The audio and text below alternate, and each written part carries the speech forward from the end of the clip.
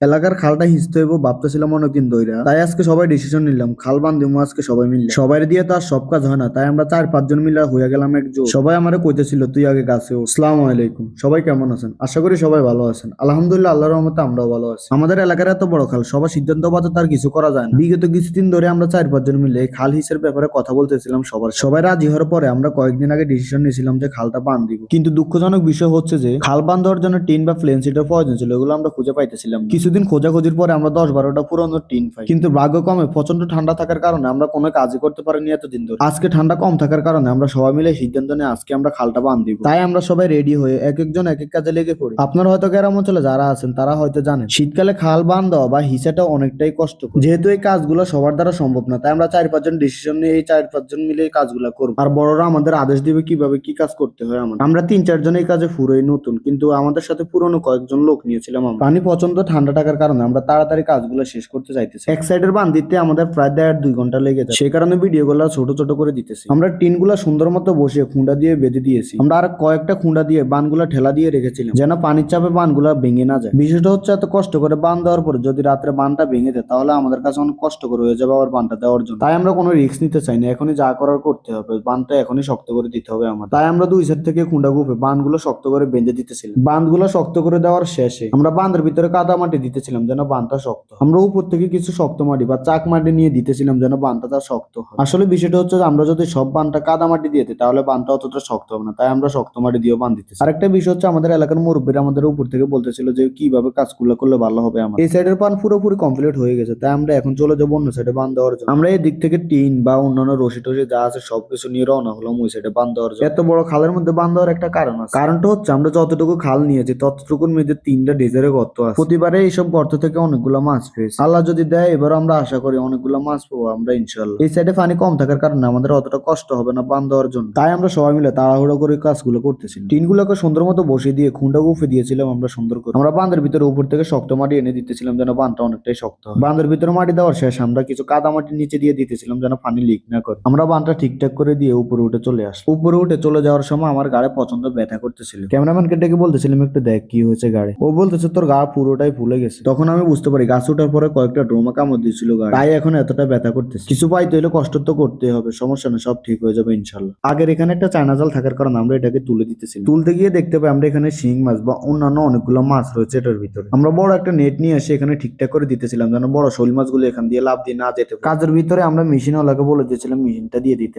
আমাদের লগের কয়েকজন গিয়ে মেশিনটা নিয়ে আসে অটোতে করে। যেহেতু আমাদের এদিকে সাঁকোটা ভাঙা, তাই আমাদের কাঁধে করে নিয়ে যেতে হবে মেশিনটা।